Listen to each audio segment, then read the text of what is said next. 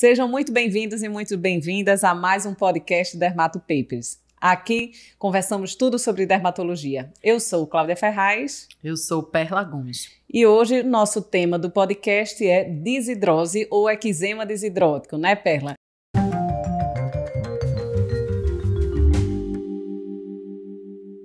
É uma dermatose extremamente frequente em consultório e que costuma incomodar bastante nossos pacientes pela intensidade do prurido, pela frequência e pela, digamos, recidiva das lesões, que em alguns pacientes acaba sendo muito frequente.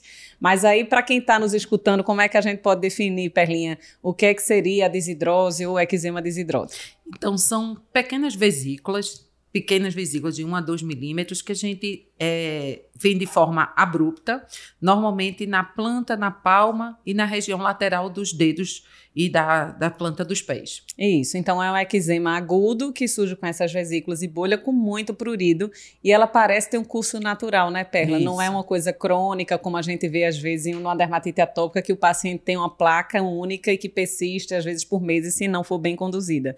Aqui na desidrose a gente meio que tem uma história natural de evolução, né? Isso. Vem o prurido, surgem as vesículas e bolhas na face lateral dos dedos, dos pés e das mãos, e com o seu médico ela vai passar por uma erupção pruriginosa, rompe a bolha, faça a dessecação de escama e aquilo ali evolui. Isso. Claro, com o tratamento a gente consegue, né, encolher um pouquinho esse tempo de crise, mas o que a gente vê é que isso é bem frequente e acomete qualquer pessoa. Teria uma relação com maior frequência entre os sexos masculinos e femininos? Normalmente tem literatura que fala que é muito comum em mulheres jovens, porém outra literatura diz que não tem relação nem com a idade nem com o sexo. Isso. A gente sabe que é um eczema e muita gente nem tem essa associação que é uma erupção tão pruriginosa, porque o termo não parece ser tão adequado, né? Isso. De onde viria esse termo desidrose? Porque ela causa um pouco de confusão para quem acompanha o da diagnóstico. Isso. Na literatura eles até falam muito disso, porque é tão difícil até para reunir tantos trabalhos, porque existem termos diferentes e isso fica meio controverso, né? Mas o que importa, assim, um dos primeiros descritores da desidrose descrevia como a desidrose como uma sudorese difícil. Acreditava-se que existia uma obstrução do poro da glândula, do ducto da glândula sudorípara, e por causa disso, por causa dessa sudorese difícil, se formava desidrose. Isso, parecia até que era uma miliária, né? Como se fosse uma dificuldade de exteriorizar o suor. Isso, né? E o nome parece isso, parece desidrose, parece que é uma disfunção da hidrose, né? Da sudorese natural. Sudorese, exatamente. E hoje a gente sabe que não tem relação com essa alteração. Isso. E além disso, tem um termo, Claudinha, que a gente fica às vezes na confusão, né? O que é o ponfolix, né? Que a gente fica na dúvida se isso é a mesma coisa, se isso é um termo à parte, né? Uhum. E o que a gente vê na prática também é que é controverso. Tem autores que consideram a mesma coisa e tem autores que dizem que ponfolix já é uma doença mais rara e que é uma lesão mais abrupta de bolhas, como se fossem lesões maiores. Isso, maiores e mais agudas do que a desidrose por si só. Exatamente. Na prática, a gente acaba conduzindo de forma semelhante, né? Parece ser uma erupção que segue o mesmo tipo de evolução e possivelmente os mesmos fatores precipitantes, mas realmente tem essa peculiaridade na literatura que alguns autores acham que é a mesma coisa, outros com essas diferenças clínicas sutis. E aí, como é que a gente pode raciocinar se chega um paciente no consultório, Perlinha, e vem com essa queixa de vesículas extremamente pruriginosas em mão e pés? Como é que a gente faz o raciocínio e como é que a gente descreveria as lesões clássicas da desidrose? Isso, como você já tinha falado antes, são essas vesículas pequenas. Lembrando, ela não tem aquela base eritematosa que faz até diagnóstico diferencial com outras lesões inflamatórias, como a dermatite de contato, isso, que pode ver com bolha, né? Exatamente. Quadro agudo. Então, ele não tem aquele eritema na base, né? Isso é muito importante. Isso. Lembrar que essas vesículas, ela pode até vir antes com prurido, e depois é que aparecem as vesículas. Isso. E quando aparece, é uma coçadura que não tem fim. Os pacientes chegam se coçando na consulta e normalmente isso tem uma evolução mais longa, né? Vai às vezes 15, 21 dias e depois elas evoluem espontaneamente. Às vezes o paciente mesmo diz, doutora, já está assim, ó, na fase de descamação, né? Então isso pode acontecer, essa evolução. E lembrando que não tem assim uma receita de bolo de quanto tempo vai aparecer. Isso isso é muito variável, mas a gente sabe que termina sendo uma coisa crônica, né? Isso, recidivante. Recidivante. E o que é importante? É importante a gente fazer diagnóstico diferencial na cabeça, porque chega um paciente com essas vesículazinhas ou bolhas, que a gente não sabe como é que tá, né? Só lembrando que às vezes a gente encontra em várias etapas. Tem paciente que chega tudo infectado. Então chega cheio de pústula, não é mais vesícula, né? Então depende muito de como o momento ele chega, né? Então quando a gente olha para isso, a gente começa a pensar na nossa cabeça, será que isso é só uma desidrose? Será que isso aí não é uma infecção por estáfilo, estrépito, ou será que isso é uma bulose, né? Então, isso é uma psoríase, pustulose, então vem vários diagnósticos diferenciais na nossa cabeça. Até fungo, né? Que pode vir com lesões mais vesiculares. Então, é importante a gente saber como é e lembrar que tem esses diagnósticos diferenciais bem grandes, né? Na prática, né? Então, na prática, para quem está em casa, lembrar, tem a característica de vesículas serem predominantemente pequenas, né, privilegiarem a área lateral dos dedos e não ter a base eritematosa, que isso é importante, que até herpes simples poderia entrar no diagnóstico diferencial, mas dificilmente iria afetar ambas as mãos e os pés ao mesmo tempo. Então, o prurido é um sintoma intenso que geralmente precede o surgimento das lesões e ela tem um curso natural de 15 a 21 dias com descamação após essa involução. E tende a ser recidivante. Tem paciente que tem todo mês crise, tem paciente que é uma vez perdida e a gente precisa conduzir de acordo com a intensidade e frequência dos sintomas, né?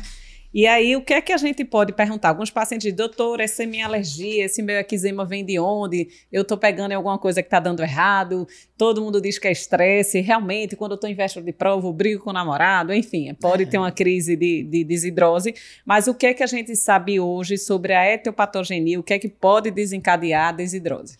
Não se tem uma etiologia realmente, não é conhecida, né, a causa principal disso. Então, o que é que a gente vê? Que existem fatores que podem desencadear. A gente vê que o lado emocional é um dos fatores que chega muito no consultório. Eu sempre faço essa pergunta, como é que você tá? É difícil, hoje ninguém tá estressado, né? Então, às vezes é importante saber que estresse é esse, que às vezes é um estresse fora do seu normal. Que estressado tá todo mundo, todo dia, né? Por aí. Então, tem que ser aquele estresse. Então, às vezes, pontualmente, acabou um relacionamento, ou perdeu alguém na família, ou perdeu um emprego. Então, que tipo de estresse é esse que tá levando a isso? Mas é importante também, a gente tem outros fatores que está relacionado na prática. E a gente tem que lembrar na nossa anamnese, que às vezes a gente esquece, que a gente... Se é estresse, pronto, aí... né? Mas existem fatores. Então, hoje é importante a gente ver algumas alergias a determinados metais que pode estar relacionado. A gente tem que ver se esse paciente... A gente vai até falar um pouquinho mais de cada um, mas só citando de forma bem geral, às vezes o paciente ele tem uma hiperidrose, e essa hiperidrose pode ser o fator que está contribuindo para desencadear essa desidrose dele, né? Então, assim, é importante a gente lembrar que existem esses fatores, e aí a gente vai comentar um pouquinho mais, né, Claudinha? Como cada fator, assim, por exemplo, alergia a metais. O que é que a gente vê isso na prática, Claudinha, assim, em relação à alergia a metais? Isso, a gente sabe que, na verdade, a desidrose é considerada uma condição idiopática, mas que existem diversos fatores desencadeantes que podem facilitar ou exacerbar uma crise de desidrose, né? Então, a gente não consegue saber a etiologia exata, mas a gente vai trabalhar no que pode desencadear. Isso. E aí, a alergia a metais é uma das coisas mais citadas em literatura, principalmente associada à alergia metal a níquel, a cobalto, a cromo, menos frequentemente, e outros sensibilizantes que podem estar em produtos do uso do diário, né? Dia a dia. Pode ser de liga metálica pelo contato no trabalho, com algum material metálico que você utiliza, pode ser por contato em outra, não necessariamente na mão, mas que você pode precipitar a crise.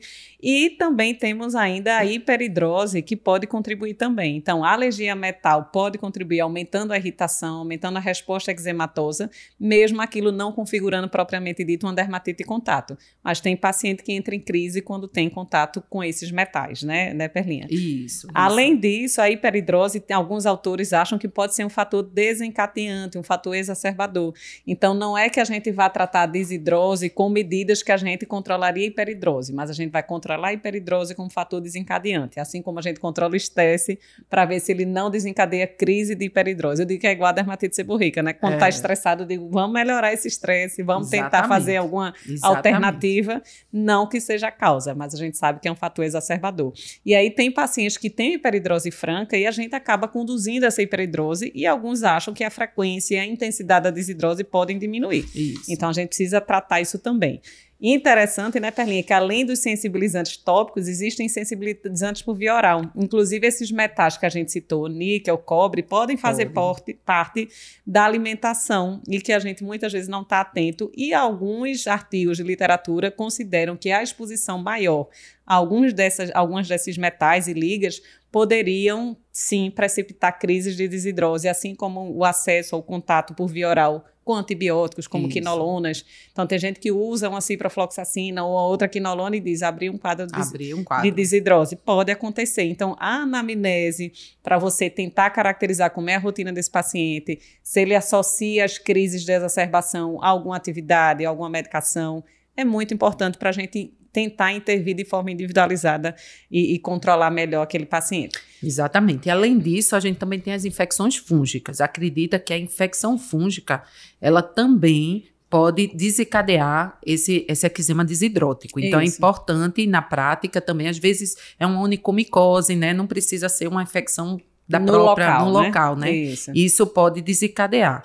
Tem história com fotoinduzida por também ultravioleta após exposição ter aumento dessa eczema desidrótico. Aí é que a gente confunde, né? Imagina, o paciente cheio de bolha na mão, a gente vai achar logo que é porfiria, um lúpus bolhoso, exatamente, né? Algo do tipo. Então, como é importante a gente caracterizar o padrão, ver que não tem outros sinais, outros sintomas dessas outras buloses ou desses outros quadros que cursam com bolha para a gente fazer o diagnóstico correto, senão a gente vai acabar ficando interferindo, enlouquecendo e fazendo tudo errado. Além de tudo, tem aqueles que são as mulheres que são donas de casa, diz assim, toda vez que eu vou fazer faxina, lavar prato, eu aumento minha desidrose, né? Então a gente sabe que os detergentes, solventes, que estão nesse dia a dia na arrumação de casa, isso pode desencadear também uma crise, né?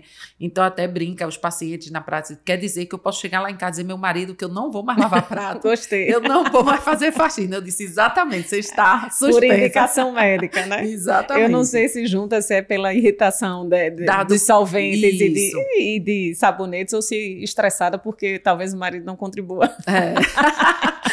Brincadeiras à parte, né, Pela? Além disso, tem assim, é bom saber se aquele paciente é fumante, né, Claudinha? Às vezes o próprio tabagismo pode ser um fator desencadeador. Sem dúvida. E na prática, a gente termina fugindo, né, do nosso raciocínio. Isso. Se aquele paciente está com tabagismo ou não. Também tem relação com o anticoncepcional, tem relação com o uso do ácido AS, né? Isso. Então, assim, vamos colocar isso bem direitinho, porque às vezes esquece na prática, né? A gente trata com uma patologia tão, né? Mas que chega muito e que estressa o médico e o paciente, né? Então é bom a gente sempre organizar e lembrar que esses pacientes chegam psicologicamente estressados, porque principalmente quando é uma coisa na mão, porque eles dizem, doutor, isso aqui é crônico, já estou perdendo minha digital, estou com fissura, não consigo no meu trabalho apertar a mão de uma pessoa, isso está me...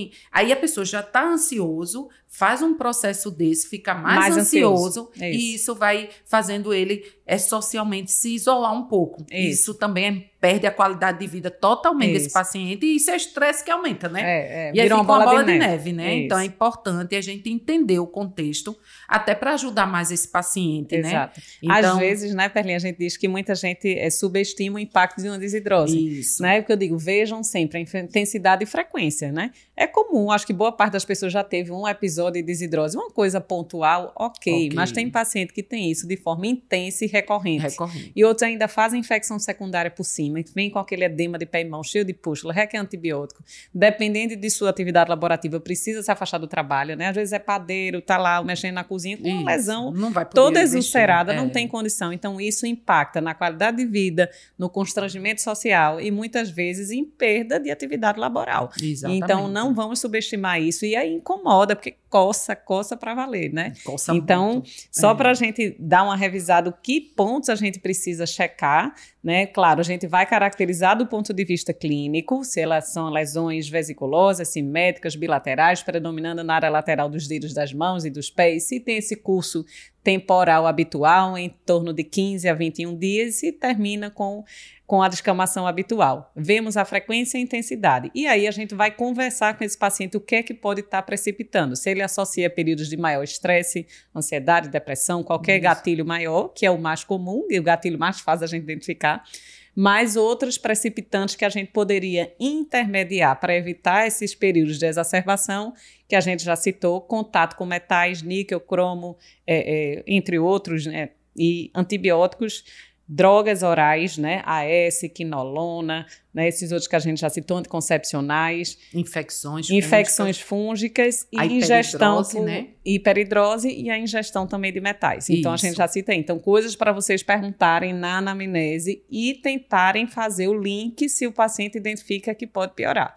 Claro que a gente não vai ficar feito uma louca, vamos tratar hiperidrose, vamos tratar todo mundo, vamos tratar fungo, não é assim, mas a gente tem que cascavilhar, procurar numa anamnese mais criteriosa esses precipitantes, porque muitas vezes são deles que a gente vai evitar uma nova crise, né? É nessa interferência.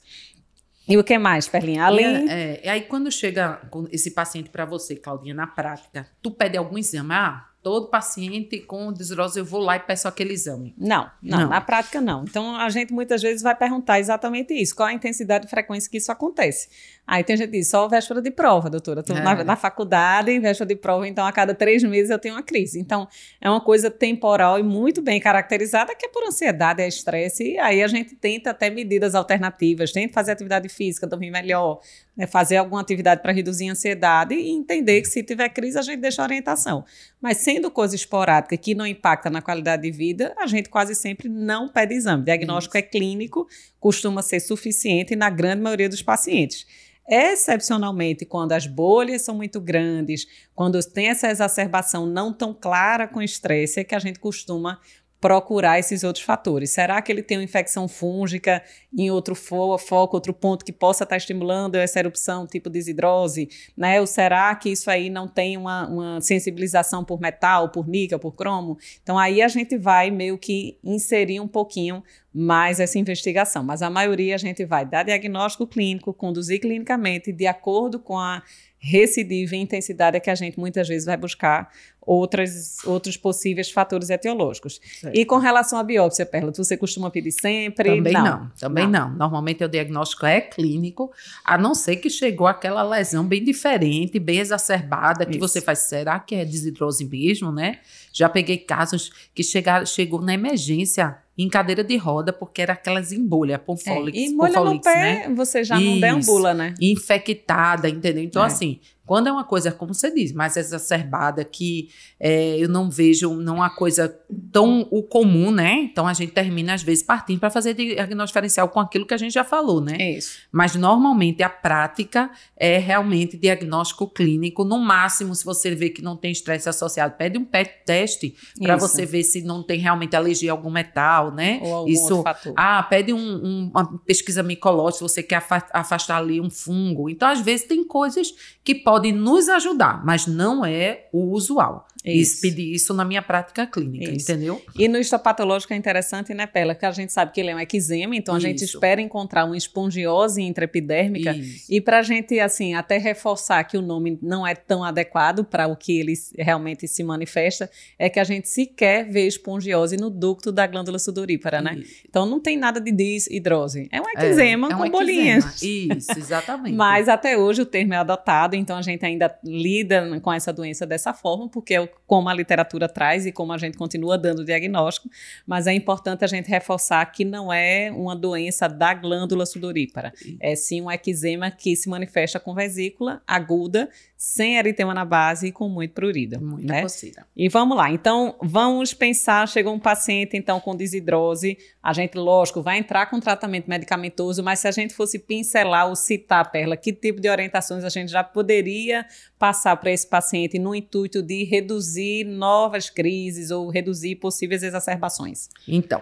a primeira coisa é a gente ver, como a gente já falou até agora, ver se tem algum fator causal, um fator agravante, que a gente possa afastá-lo, né? Porque não adianta fazer qualquer tratamento e manter o fator causal, né? Se a gente consegue identificar e afastar esse fator, ótimo. Mas vamos dizer que a gente não identifique, né?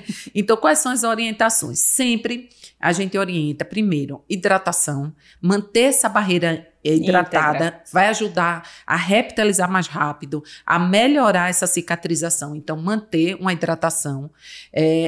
Pode ser feito, às vezes, até com a vaselinazinha, né? Com óleozinho, mas tem que manter uma hidratação nessa pele, né? E isso facilita até, assim, impede, digamos, eu minimizaria até o contato com outras substâncias alergênicas, né? Se você tem uma barreira cutânea mais bem estabelecida, reduz risco de infecção, reduz risco de sensibilização e facilita a cicatrização plena dessa erupção, né?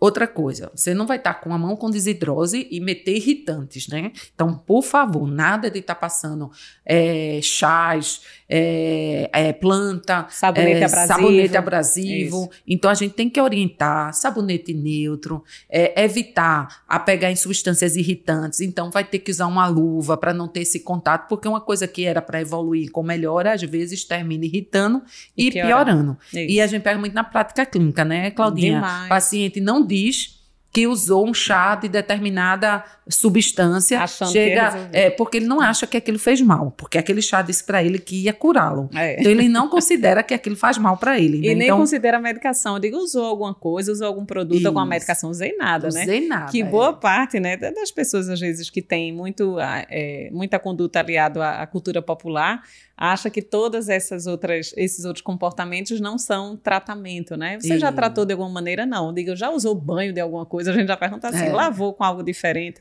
Que ele acha que não é medicação e acha que não vai interferir de forma alguma na evolução, quando, na verdade, muitas vezes piora, né? Exatamente. Aí, além dessas orientações, você terminou de falar aqui, falou muito, que dá muito prurido, dá muita coceira. Isso. Então, termina que a gente tem que dar uma estabilizada nisso, porque senão fica uma bola de neve. Então, a gente deixa um antihistamínico para dar uma acalmada, para ajudar no nosso tratamento, né? Então, usa algum antihistamínico, pode fazer uma compressa. Então, eu gosto muito assim, eu amo água boricada. Também gosto. Então, eu boto na geladeira água boricada, mando fazer compressinha. Se está infectado, eu troco pelo permanganato de potássio. Sim. Mais diluídozinho, e também faço compressas, e associado a isso, a gente vai para o tratamento tópico. Isso. Mas essa orientação, resumindo, é essa: não ter, hidratar bem a pele, não ter contato com irritantes da pele ou solventes, sabões, de forma geral. Exatamente, de forma geral, usar um antihistamínico e pode fazer essas compressas frias que podem acalmar o prurido. E aí depois a gente vai realmente para o tratamento medicamentoso, né? E lembrando também, para reforçar, não orientem que os pacientes rompam as bolhas, né? Porque tem gente que diz, eu vou furar, né? E contamina, tem risco de infecção muito mais graves. Então, vai evoluir naturalmente para o dessecamento dessas bolhas. Não precisa romper, furar de forma alguma. E lembrar que não é uma coisa de 3, 4 dias. A evolução é de 15 a 21 dias. Então, as pessoas ficam sem paciência. Doutora, ainda estou com lesão, mas a evolução é essa, entendeu? E eu lembro que ainda mais essas bolhas e vesículas, elas estão numa área mais espessa da pele, com a camada córnea mais espessa mesmo. Então, não é uma bolha que rompe assim tão fácil. Né? Que bateu, rompeu. Às vezes fica aquela coisa meio endurecidazinha, porque a capinha, né, digamos assim, do teto da bolha não é tão fina. Então, tem que ter paciência, às vezes evolui todinha. Às vezes a coçadura, né? Acaba termina minando aquela água, não é uma coçadura. Não, mas isso é interessante, porque às vezes rompe pelo atrito e a cárie úmida predispõe à infecção secundária. Então, por isso me cabe muito bem esses antissépticos, essas compressas frias de água boricada, permanganato, para acalmar, evitar que o paciente use coisas inadequadas, banhos inadequados, né? E ainda funciona como antisséptico, então é uma condução bem tranquila e com poucos efeitos colaterais relacionados a isso. Mas vamos para o tratamento na prática. Estou em crise, ok, doutora, pare de me enrolar. Você já me passou todas as orientações, mas eu quero um remédio, né? Uma medicação. O que é que você costuma utilizar na prática clínica? Na nossa prática, normalmente é o corticoide tópico, né? Pode ser um corticoide tópico sozinho, ou pode ser um corticoide associado a um antibiótico. Isso vai depender do que você encontra, se vesícula, se pústulas, né? Isso. Então, mas normalmente é o corticoide tópico, normalmente é uma alta potência até, porque a área que a gente vai usar é uma área com hiperceratose. Então, não adianta usar um de baixa potência que não vai ter efeito nenhum. Então, tem que ser de alta potência. Normalmente, a gente não usa 3, 4, 5 nem 7 dias. A gente usa 15 dias. E depois pode até desmamar para uma potência menor. Então, mas é importante lembrar disso, que o corticoide é de alta potência que a gente usa. Às vezes, na prática, a gente tem até uns de média que associar a salicílico, mas aí transforma ele mais de alta porque ele abre mais, né? Isso, ele permeia mais, acaba tendo uma ação equivalente à de alta potência. E assim, Claudinha, tu na prática faz algum tipo de oclusão ou tu só passa o corticoide pronto? Depende muito do perfil. Quando é uma erupção não tão intensa, geralmente você já pressupõe que a prescrição de corticoide de alta potência vai ser suficiente, mesmo que ele não seja completamente reabsorvido. Agora, paciente com crise muito intensa, com pústula, né, com bolha maior, muito sintomático, a gente pode otimizar a eficácia desse corticoide com a oclusão. Então, no pé, eu acho até mais prático, né? Você pode orientar, inclusive, a aplicação do corticoide após o banho, porque imagina que aquela pele umidificada, a camada córnea acaba absorvendo um pouco mais a medicação, né? Enxuga entre os dedos, coloca a pomada na área da erupção e você pode aplicar uma meia comum até de dormir. Então, toda medicação de corticoide que é ocluída, ela tem um potencial de eficácia maior porque ela é mais bem absorvida. Então, isso a gente pode fazer no pé. No pé é uma área até mais segura do que em outras regiões, não é uma área de dobra, não é axila, virilha, bumbum. Então, é tranquilo para a gente fazer esse tipo de oclusão. Os efeitos colaterais, né? Possíveis. Isso. Então, a gente tem uma segurança para fazer a oclusão em casos mais intensos. E na mão, a gente pode fazer a mesma coisa, sendo que com luva. O que não é uma coisa tão simples, porque não é todo lugar que tem luva. Não, e a gente mora num local calor, bem né? agradável. Só que não, Nordeste aqui é meio inviável. Mas para quem tem crise de desidrose no frio, pode colocar a luvinha. Sua luvinha que ajuda, né? Ajuda. Inclusive, as meias sempre compra aquelas de antiderrapante, para quando for no banheiro não patinar, né? Não patinar, né? Então, então, exatamente, a gente usa muito corticoide tópico. Essa é uma medicação que eu acho que é o nosso carro-chefe. E que resolve a grande maioria, né?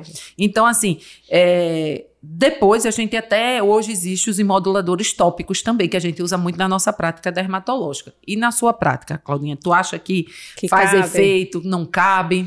Geralmente a desidrose é uma erupção aguda recidivante. Eu não digo nem que ela é crônica, ela é aguda. Então a gente precisa de uma ação relativamente rápida. O paciente quer melhorar do prurido rápido, sem muito caqueado, né? De forma mais resolutiva. Quando é que a gente costuma usar muito mais imunomoduladores, inibidores da calcineurina, como pimecrolimus e tacrolimus? Quase sempre quando você quer poupar corticoide ou quando requer um uso prolongado. Então acaba não tendo o mesmo espaço do corticoide tópico, já que é um quadro agudo. Teoricamente, na literatura cita o uso, de tanto tacrolimus como pimecrolimus, mas a gente tem que sempre lembrar que esses imunomoduladores precisam de uma permeação lipídica para ela funcionar e ele tem que entrar na célula para ter uma ação adequada. E aí a gente tem a velha camada córnea na palma da mão e planta do pé, que reduziria ainda mais a eficácia desses produtos. Né? É uma barreira. E reduziria a eficácia desses produtos na permeação. Então, outra opção, se realmente o paciente tem crises muito frequentes e consegue identificar, talvez, o início de uma crise, pode usar, né? Pode usar e também ocluir da mesma forma, não tem problema nenhum, mas acaba sendo uma indicação mais secundária. Isso. A gente usa bem mais corticoide tópico de alta potência do que os imunomoduladores tópicos de forma geral. Exatamente. E aí, termina que, como a gente disse, resolve a grande maioria, porém, na literatura, você vai falar também de algumas coisas orais que são usadas, mas normalmente esses remédios orais normalmente deixam para aqueles casos muito recidivantes, que não melhora com o tópico, né? Então, ou na literatura, ele cita alguns tratamentos outros orais. E um deles, né, é o corticoide oral, né? Então, aí o corticoide oral. E qual é o espaço do corticoide oral nos eczemas desidróticos? Exatamente naquele padrão de quadro extremamente agudo com bolha grande, né? Que tem um impacto muito grande na qualidade de vida. Então, tem paciente que vem com bolhas enormes na mão e no pé, que vão dificultar o paciente caminhar, que vão dificultar qualquer movimento com destreza com as mãos. Então, a gente tem que tratar como é que o paciente não deambula e não consegue fazer o mínimo de atividade diária. Então, a gente eventualmente indica, mas aí é para frear esse quadro inflamatório, então não precisa um tempo prolongado, geralmente uma prednisona, 1 miligrama quilo, 3, 5 dias está bom, e a gente conduz o resto do tempo com corticoide tópico. Na grande maioria das vezes é isso, então acaba sendo uma opção para quadros muito agudos, mas é de exceção por poucos dias. E aí, além disso, a gente também fala nos imunossupressores, né? Isso, tem relato também de literatura, relatos né, de literatura com MTX, com ciclosporina, com azatioprina, sendo que a gente sabe que é uma doença crônica, que vai e volta. Então, tem que isso ser muito bem pesado, porque a gente está diante de imunossupressão, né? Então, a gente tem que ter muito cuidado.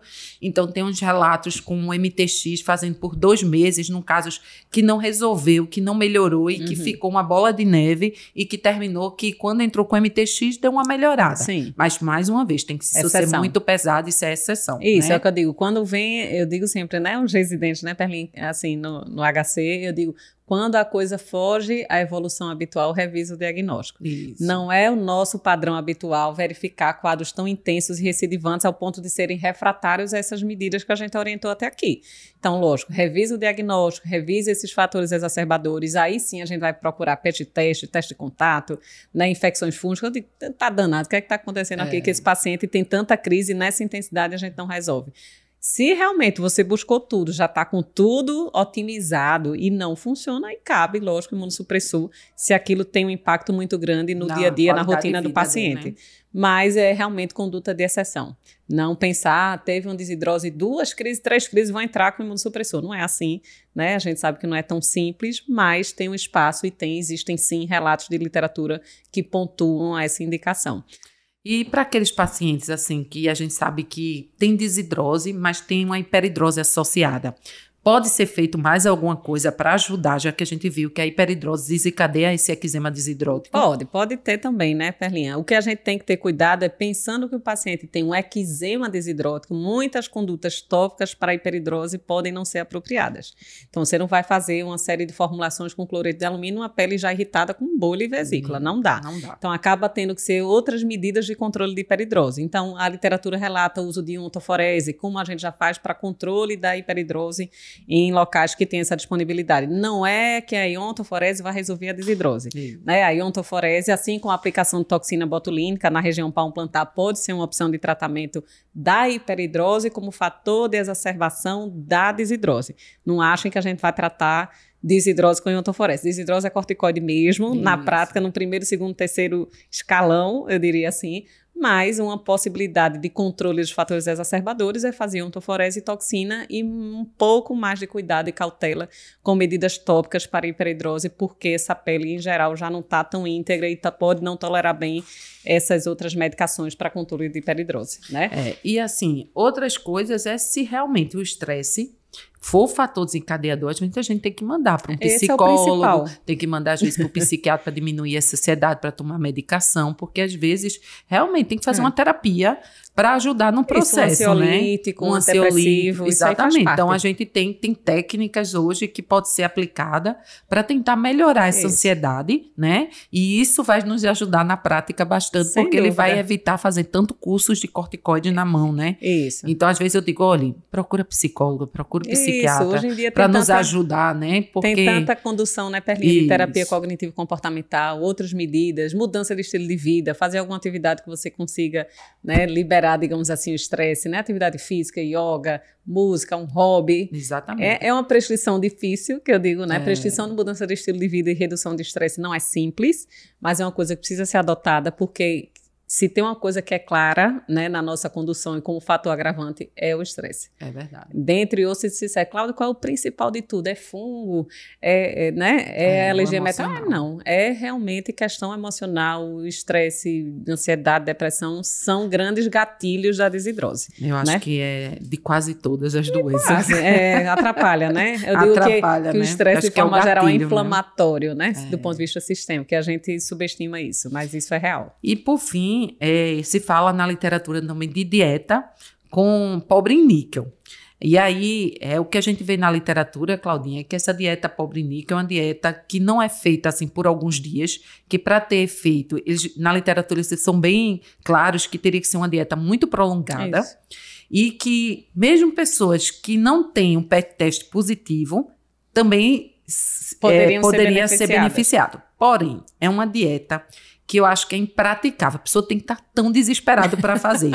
A pessoa vai deixar de tomar vinho, cerveja, já deixa de se estressar, oleaginosas, né? É tanta coisa, feijão, chocolate, cacau. Então imaginem que é uma dieta às vezes que é muito difícil para a gente estar indicando assim para todo o paciente, porque a gente vai estressar o paciente com mais um fator, né? Que é um fator que às vezes melhora o emocional dele, que é tomar uma cervejinha naquele momento de relax, uma taça de vinho. Exato. Então, assim, isso daí tem que ser muito bem pesado e lembrando que não é uma dieta que ele vai fazer por 2 meses. Não. É mais de 1 ano para ter um efeito, né? Isso, o que a gente sabe é que os sensibilizantes orais parecem ter um estímulo prolongado. Isso. Então, não é hoje você suspendendo ou reduzindo, digamos, a teórica oferta de níquel que você vai ter um resultado pleno em seguida. Na verdade, tem poucos dados de literatura que defendam essa interferência, né, de dieta. Existem citações, mas nada duplo cego randomizado muito bem estabelecido para esses quadros de desidrose.